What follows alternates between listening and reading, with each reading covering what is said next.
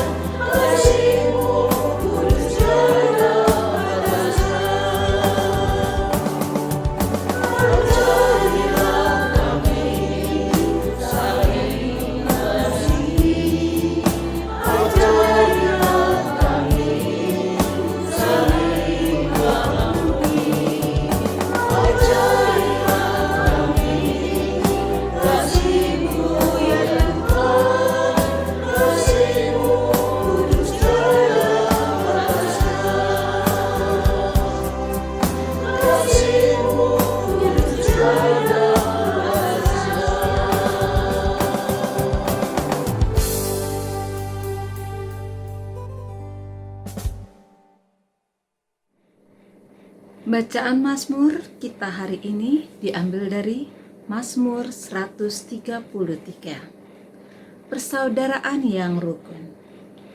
Sungguh alangkah baiknya dan indahnya apabila saudara-saudara diam bersama dengan rukun.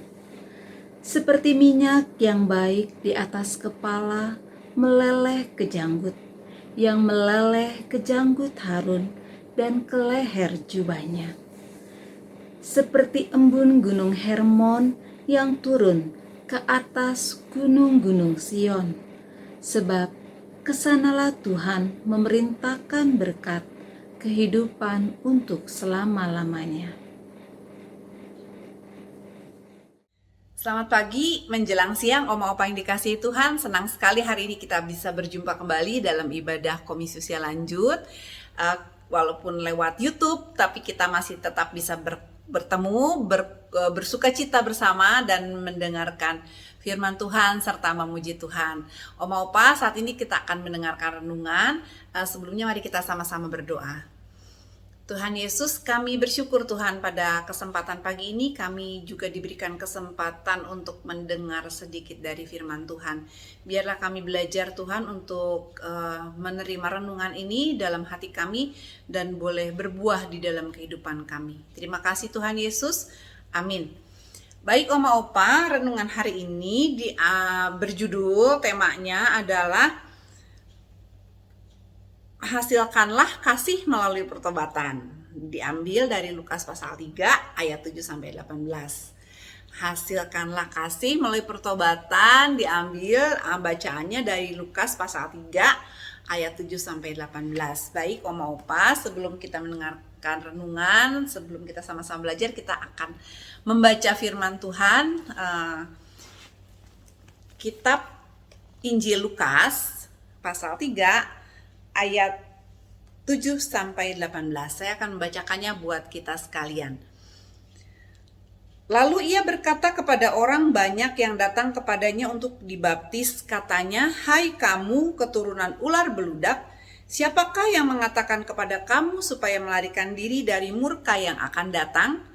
Jadi hasilkanlah buah-buah yang sesuai dengan pertobatan, dan janganlah berpikir dalam hatimu, Abraham adalah bapa kami. Karena aku berkata kepadamu, Allah dapat menjadikan anak-anak bagi Abraham dari batu-batu ini. Kapak sudah tersedia pada akar pohon, dan setiap pohon yang tidak menghasilkan buah yang baik akan ditebang dan dibuang ke dalam api." Orang banyak bertanya kepadanya, "Jika demikian, apakah yang harus kami perbuat?" Jawabnya, "Barang siapa mempunyai 2 helai baju, hendaklah ia membaginya dengan yang tidak punya. Dan barang siapa mempunyai makanan, hendaklah ia berbuat juga demikian." Ada datang juga pemungut-pemungut cukai untuk dibaptis, dan mereka bertanya kepadanya, "Guru, apakah yang harus kami perbuat?" Jawabnya, "Jangan menagih lebih banyak daripada yang telah ditentukan bagimu." Dan prajurit bertanya juga kepadanya, "Dan kami, apakah yang harus kami perbuat?" Jawab Yohanes kepada mereka, "Jangan merampas dan jangan memeras, dan cukupkanlah dirimu dengan gajimu." Tetapi orang banyak sedang menanti dan berharap, dan semuanya bertanya dalam hatinya tentang Yohanes, kalau ia adalah Mesias. Yohanes menjawab dan berkata kepada semua orang itu, "Aku membaptis kamu dengan air, tetapi ia yang lebih berkuasa daripadaku akan datang, dan membuka tali kasutnya pun aku tidak layak. Ia akan membaptis kamu dengan Roh Kudus dan dengan api. Alat penampi sudah di tangannya untuk membersihkan tempat pengirikannya dan untuk mengumpulkan gandumnya ke dalam lumbungnya. Tetapi debu jerami itu akan dibakarnya ke dalam api yang tidak terpadamkan." Dengan banyak nasihat lain, Yohanes memberitakan Injil kepada orang banyak. Demikian pembacaan Injil firman Tuhan pada hari ini. Nah, Oma Opa, seperti kita ketahui, bacaan kita tadi Lukas pasal 3 ayat 7 sampai 17. Nah, Lukas pasal 3 ayat 1 sampai 22 menceritakan tentang Yohanes Pembaptis. Yohanes Pembaptis adalah sepupunya Yesus yang diutus Tuhan untuk mewartakan atau membuka jalan mengenai kehadiran Mesias, yaitu Tuhan Yesus sendiri.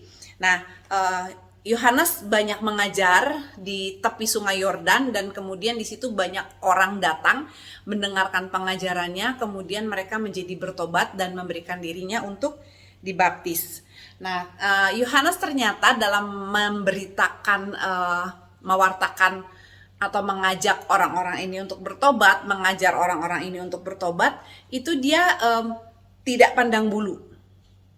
Jadi semua orang diajak sama Yohanes. Ayo dibaptis, semua orang harus percaya, semua orang harus bertobat, seperti itu ya.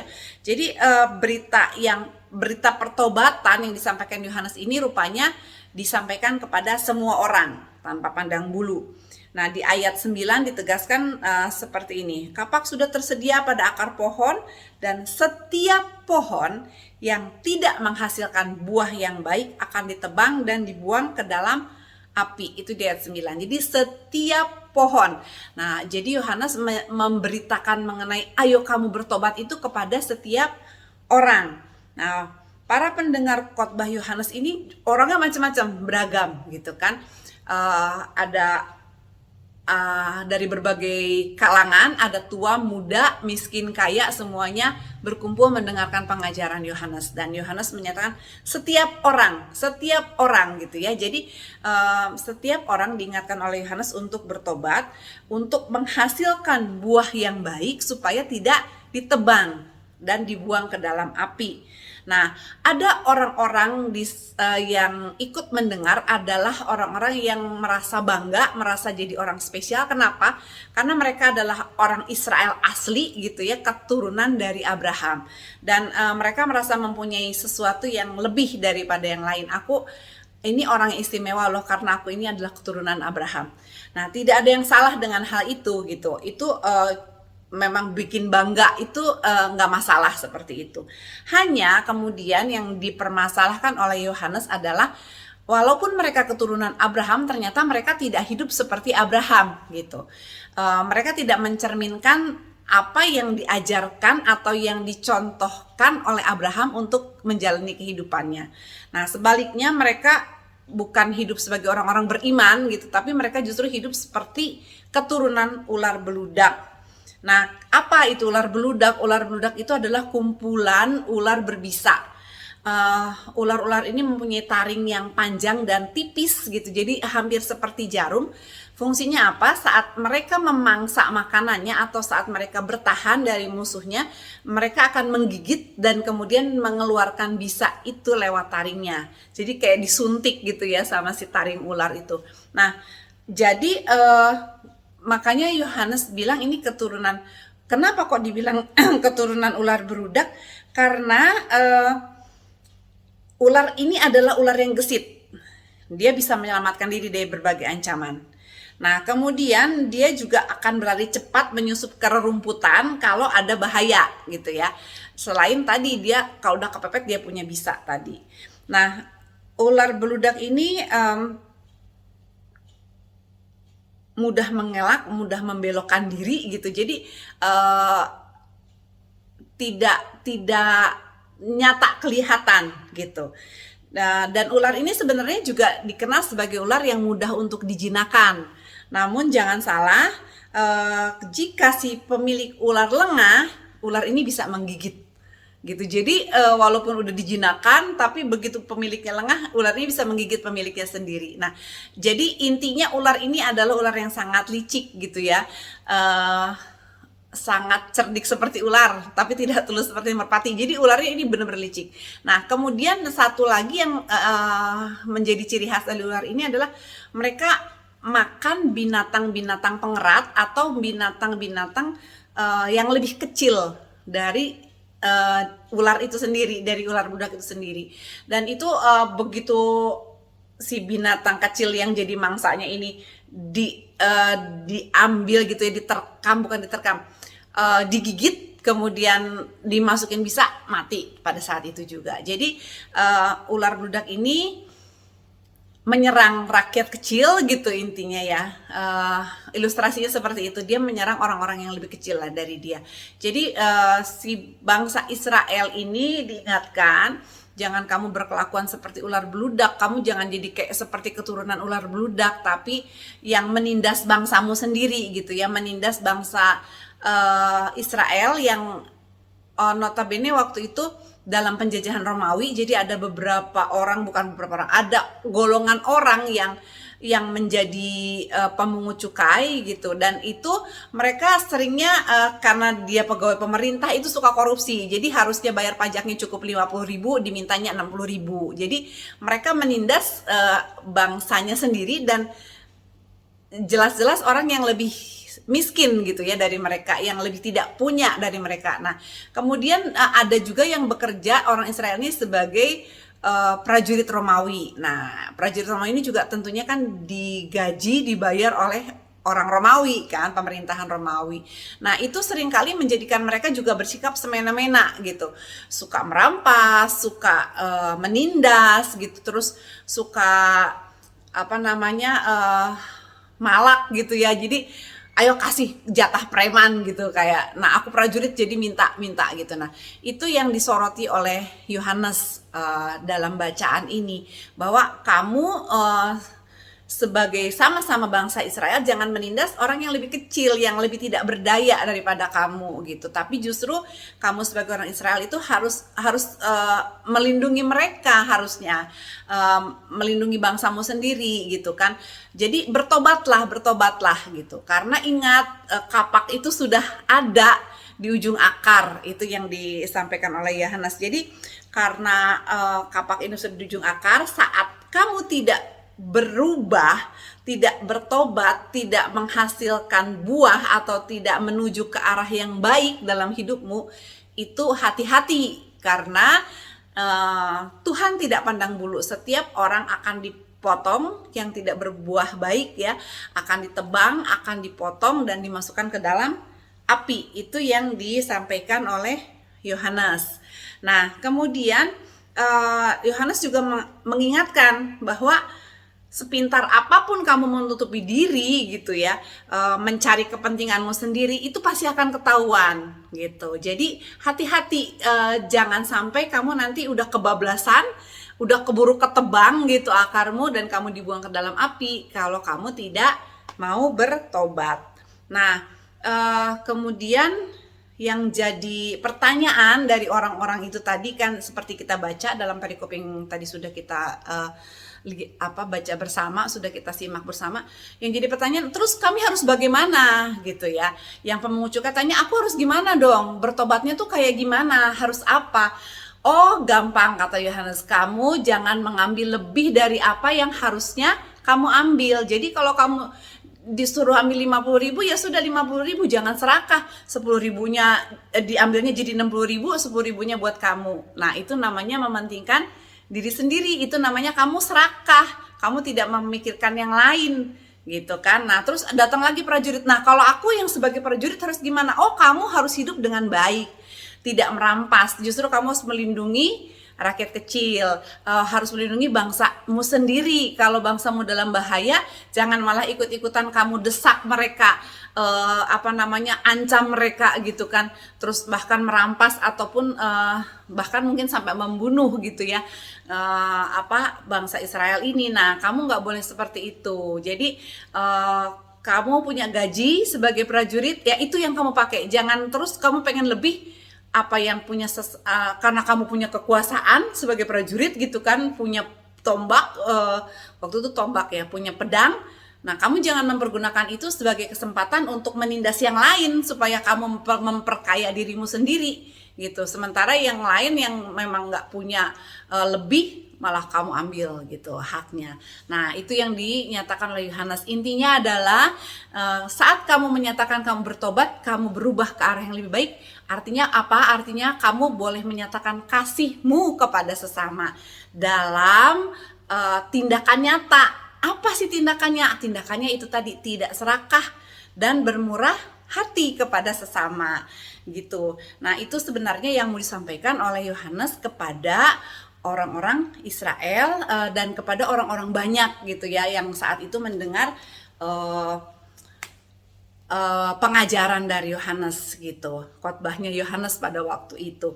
Nah, itu yang perlu kita garis bawahi pada hari ini renungannya. Jadi intinya adalah Yohanes dan tentunya Tuhan Yesus, firman Tuhan mengajak kita semua untuk bertobat gitu. Oh, saya sudah bertobat kok, saya sudah bertobat. Oke, saya percaya Oma Opa adalah orang-orang yang mengasihi Tuhan, orang-orang yang mau dan bahkan sudah bertobat gitu ya, mau berubah, mau berbalik 180 derajat. Nah, masalahnya adalah seringkali dalam perjalanan hidup kita itu suka lupa gitu, baik disadari atau maupun tidak disadari, kita suka menjadi orang yang serakah ternyata, orang yang suka mementingkan diri sendiri. Nah, kok bisa begitu? Saya kan sudah bertobat, saya kan sudah berubah, nggak mementingkan diri sendiri toh. Nah, itu yang seringkali tidak kita, ada hal-hal yang seringkali tidak kita sadari bahwa ternyata kita sudah melakukan keserakahan gitu ya, sudah berlaku serakah gitu kan. Nah, contohnya seperti ini. Jadi saya punya teman dia sudah menikah, hidup dengan anaknya, dengan suaminya, dan dia juga tinggal dengan orang tuanya. Kebetulan yang bapaknya sudah meninggal. Nah, jadi tinggal ibunya. Jadi ada omanya, ada anaknya, ada cucunya di situ. Nah, oma ini suka banget nonton sinetron di TV gitu ya. Nah, sementara si cucu suka banget nonton kartun di TV. Cucunya itu masih TK, waktu itu masih TK. Nah, atau dia suka pinjem TV-nya itu untuk main game gitu kan si cucu ini. Pokoknya yang memang mereka suka waktu itu seperti itu. Nah, kemudian si oma ini merasa yang gini, kamu itu anak kecil gitu loh. Dia merasa aku sudah senior, oma ini sudah senior, oma sudah punya umur lebih dari kalian tuh harus menghormati oma, apa yang oma mau kalian harus ikutin. Nah, terus cucunya bilang enggak mau begitu oma, aku juga mau nonton kartun. Tidak, hari ini jadwalnya oma nonton sinetron gitu kan. Oma selalu nonton sinetron dari kemarin, terus kapan aku nonton kartunnya, kapan aku main gamenya di TV, kata si cucu. Pokoknya oma itu harus lebih diperhatikan. Oma ini sudah berumur, oma itu sudah capek waktu masa muda oma. Jadi sekarang oma boleh dong milih apa yang oma mau. Oma sudah perhatikan banyak orang waktu oma muda, sekarang semua orang harus perhatikan oma gitu. Nah, tanpa disadari si oma ini ternyata wah, omanya serakah nih, maunya menguasai si remote TV itu terus gitu, nggak mau berbagi sama cucunya. Nah, saya percaya oma-opa di GKI Jati Asih nggak ada yang seperti itu ya, pasti mau berbagi. Nah, ini cuman hari ini renungan ini cuman mengingatkan kita semua bahwa ternyata kadang-kadang ada keserakahan yang kita lakukan yang nggak kita sadari. Mungkin bukan cuma remote TV, tapi misalnya kayak menu makanan atau misalnya pokoknya aku merasa harus diperhatikan, aku pokoknya harus dipentingkan, aku pokoknya harus dari segala urusan yang lain, aku ini yang paling penting gitu ya. Urusan yang paling penting itu aku, misalnya seperti itu. Nah, itu yang harus kita hindari, hati-hati sekali, jangan sampai kemudian kita lupa gitu bahwa oh iya, ternyata walaupun aku sudah tua gitu ya, walaupun aku sudah berumur lebih banyak, walaupun aku lebih senior, orang-orang juga masih punya loh kepentingan, orang-orang yang lain juga masih punya loh keperluan, dan aku harus berbagi, aku juga harus memperhatikan tanpa harus terus diperhatikan gitu ya. Aku juga harus mau belajar untuk bermurah hati, kasih remote-nya doang ke cucuku, kan murah hati itu ya berarti ya.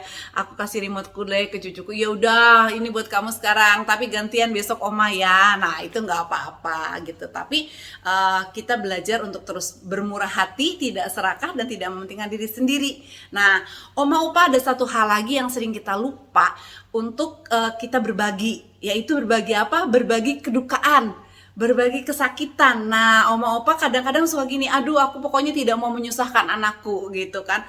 Pokoknya aku mau mandiri gitu seperti itu. Jadi kalau sakit suka nggak bilang nih, tiba-tiba oma opa kesakitan anaknya nggak tahu. Aduh, oma opa kenapa ya? Kok hari-hari terakhir ini eh, nggak ada telepon, terus nggak ada kabar, misalnya seperti itu kalau yang nggak tinggal serumah, atau kalau yang tinggal serumah kok oma opa diem aja sih. Eh, Oma sakit ya, opa sakit ya, nggak mau cerita. Terus misalnya lagi memikirkan sesuatu yang sebenarnya kalau dibicarakan mungkin bisa dapat solusi, nggak mau juga diem aja. Aku pokoknya nggak mau nyusahin, aku pokoknya nggak mau nyusahin anak-anak seperti itu. Nah, oma opa itu juga termasuk keserakahan loh ya, dalam tanda kutip. Keserakahannya dalam arti apa? Kita juga nggak mau berbagi beban kita nggak mau berbagi dengan orang-orang yang sebenarnya mengasihi kita gitu. Jadi oma opa selain tadi yang satu tuh oma yang satu tadi tidak mau berbagi remote control, artinya dia tidak mau berbagi kesenangan dengan cucunya. Nah, yang ada yang lain yang oma-oma yang malah nggak mau berbagi kesusahan gitu.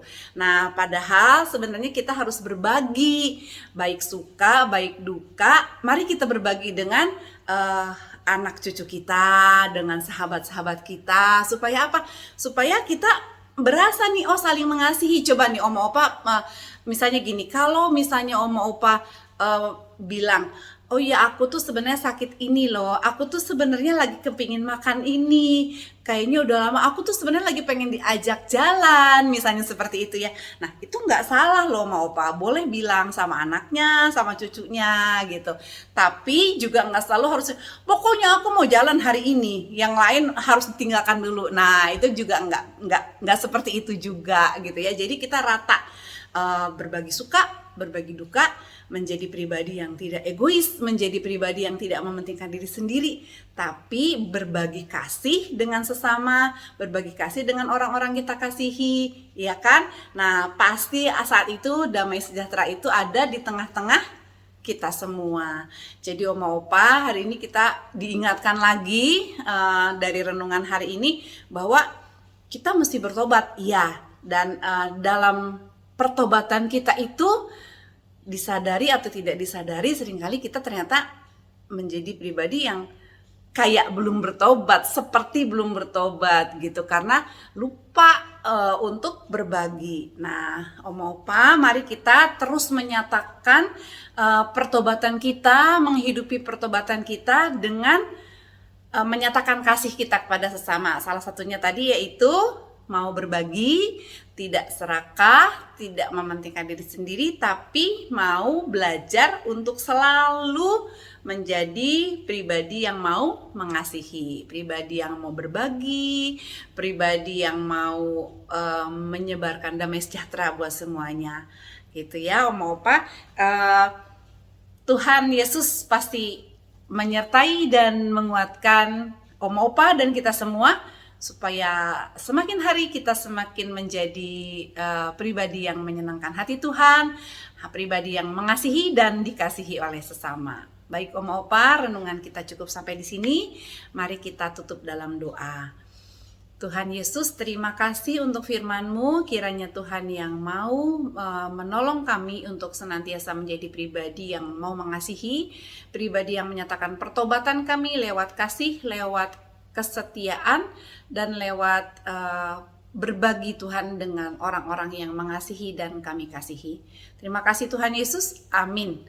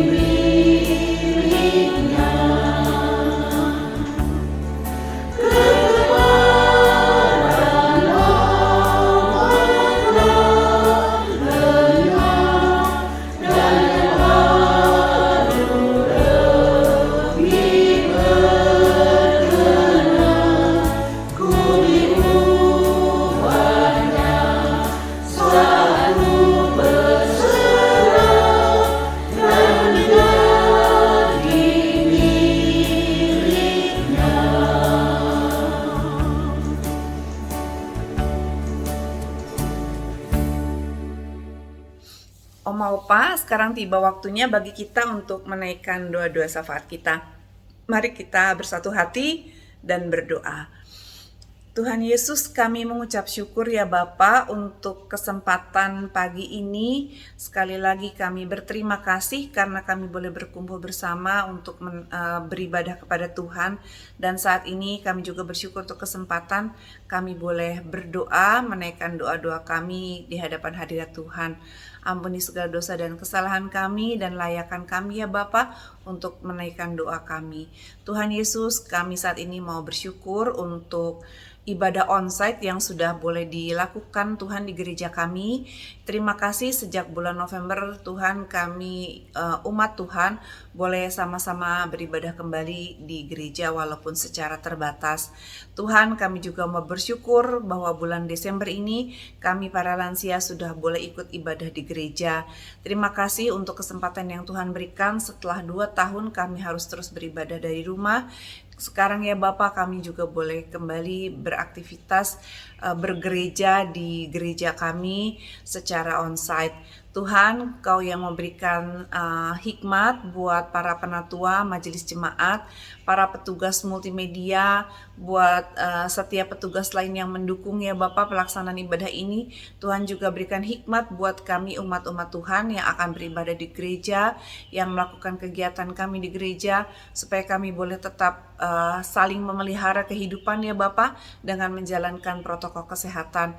Ingatkan kami untuk kami boleh selalu saling mengingatkan supaya kami bertanggung jawab dengan kehidupan kami. Tuhan Yesus, pada saat ini kami juga mau bersyukur untuk teman-teman kami yang berulang tahun.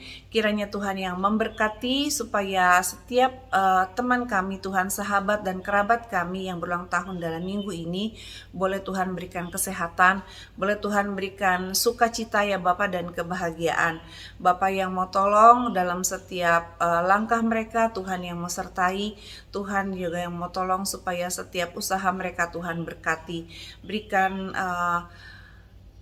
cukupkan setiap keperluan mereka dengan berlimpah ya Bapa, supaya mereka juga boleh dipenuhi dengan sukacita. Berikan mereka kesetiaan dalam mengiring Tuhan dalam setiap kondisi ya Bapa. Tuhan Yesus, saat ini kami juga mau bersama-sama berdoa untuk teman-teman kami yang sedang mengalami sakit dan lemah tubuh, mereka yang dirawat di rumah maupun dirawat di rumah sakit, mereka yang masih harus menjalankan terapi ya Bapa, bolak-balik ke dokter dan ke rumah sakit setiap hari. Tuhan, kami mohon Tuhan yang berikan semangat buat mereka. Kami mohon Tuhan yang berikan mereka tetap sukacita ya Bapa dalam menjalani hari-hari mereka dan melakukan setiap pengobatan yang harus dikerjakan dengan penuh sukacita dan dengan penuh tanggung jawab. Karena kami tahu, kami yakin dan percaya bahwa Tuhan tidak menutup mata untuk setiap usaha yang kami kerjakan. Tuhan akan memberikan yang terbaik dan selalu memberikan yang terbaik buat kami.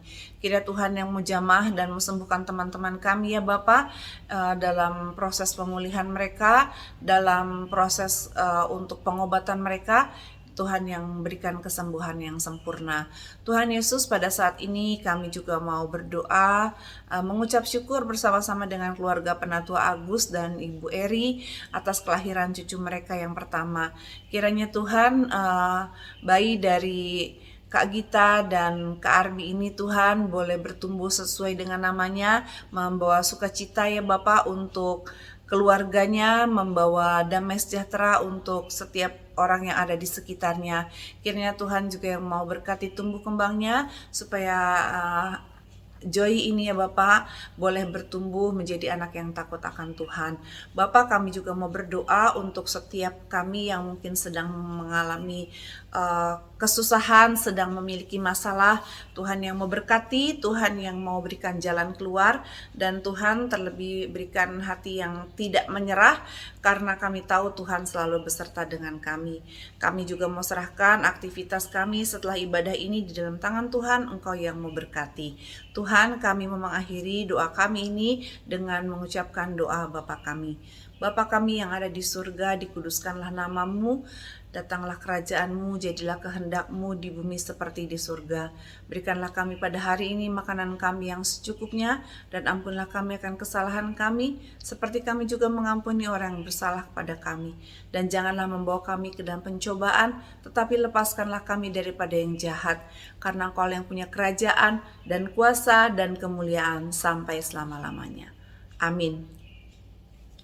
Oma Opa, kita akan menutup ibadah kita pada siang hari ini dengan menerima doa berkat. Mari kita berdoa. Tuhan, terima kasih ibadah kami sudah selesai hari ini. Biarlah ibadah yang sudah selesai ini tidak menyelesaikan bakti kami kepada Tuhan, tapi kami boleh terus melakukan firman Tuhan dalam kehidupan kami sehari-hari. Dan saat ini kami mau bersama-sama menerima berkat dari Tuhan. Tuhan akan memberkati kita dan melindungi kita. Tuhan akan menyinari kita dengan wajah-Nya dan memberi kita kasih karunia. Tuhan menghadapkan wajah-Nya kepada kita dan memberi kita damai sejahtera. Bapa, terima kasih. Bapa, terima kasih. Bapa di dalam surga, ku berterima kasih. Amin. Selamat siang Oma Opa, selamat hari Rabu, Tuhan Yesus memberkati.